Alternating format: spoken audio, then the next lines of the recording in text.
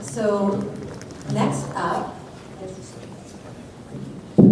is Sarah O'Malley. She is an instructor at the Corning School of Ocean Studies at Maine Maritime Academy.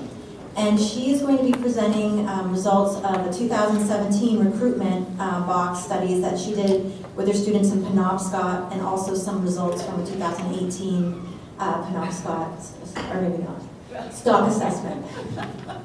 Great, thank you.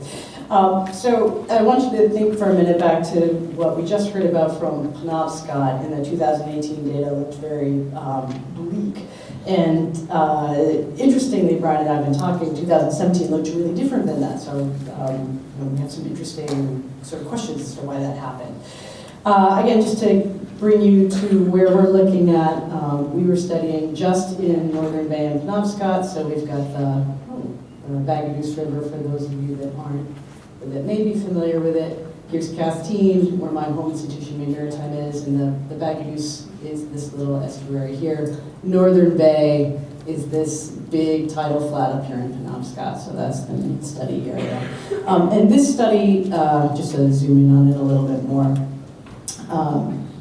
was not initiated by us at Maine Maritime. This is from the Penobscot Clam Committee, and Bailey Bowden was really taking the lead on this. But Bailey didn't want to count and measure all those baby clams himself, and he didn't want the clammers in Penobscot to have to do that all themselves, so he wanted some free labor. So he called us to say, hey, are there some college kids that would like to come be involved in this? And I said, yeah, let's do this. So that's really how we got involved in it.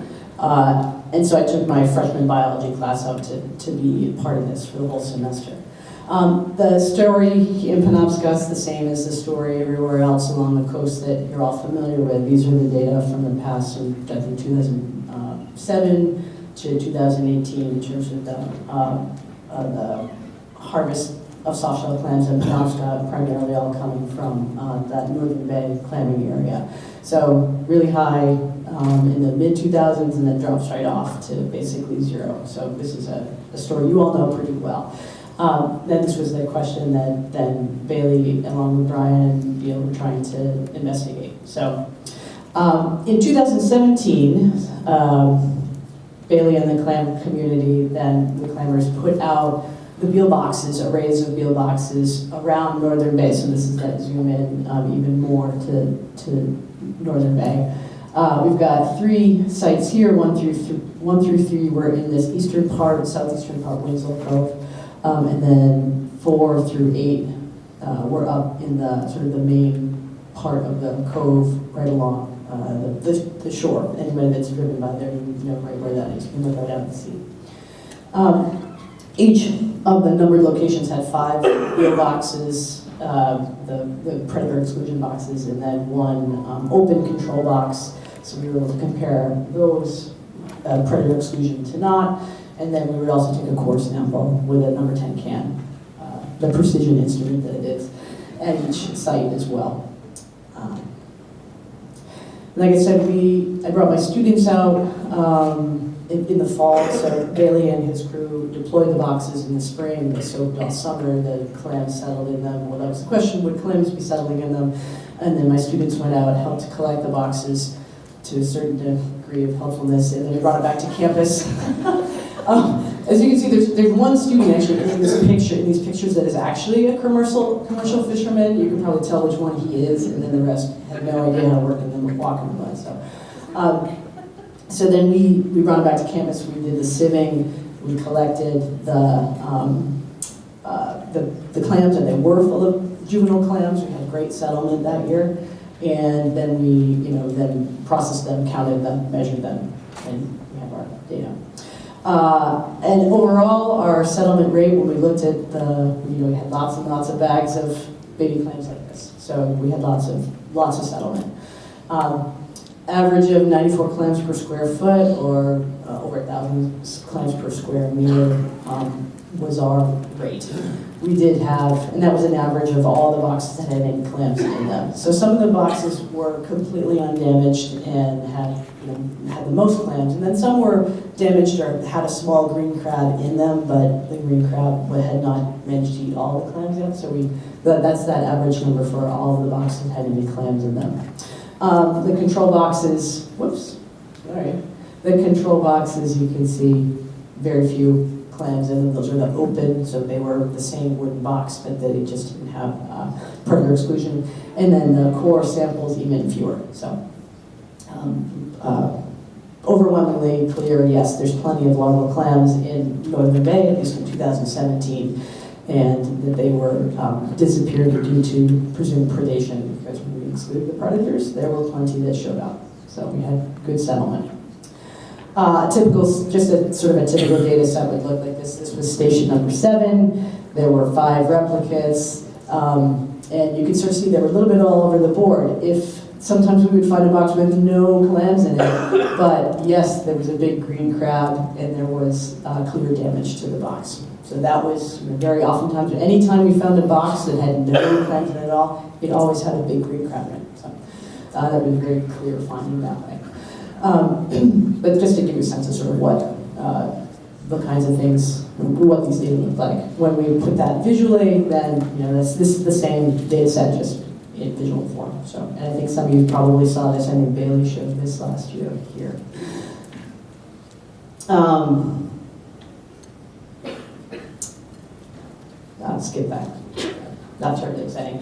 So one of the questions that we have, and then thinking about, okay, so we found a lot of clams settling in, and potentially recruiting, if that were what we were trying to do, into Northern Bay in 2017, 2018 data, was less than 10 per square foot. It was very low amounts. So, what do we attribute that change to?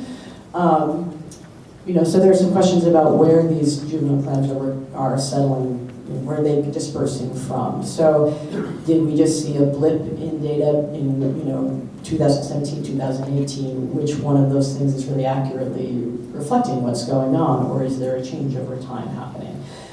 Did something happen where the potential breeding clams are? Are they actually in Northern Bay? Are they up in Northern Bay, or are they dispersing from somewhere else in the Bagaduce? And something then change what was going on with where these breeding clams are in the Bagaduce.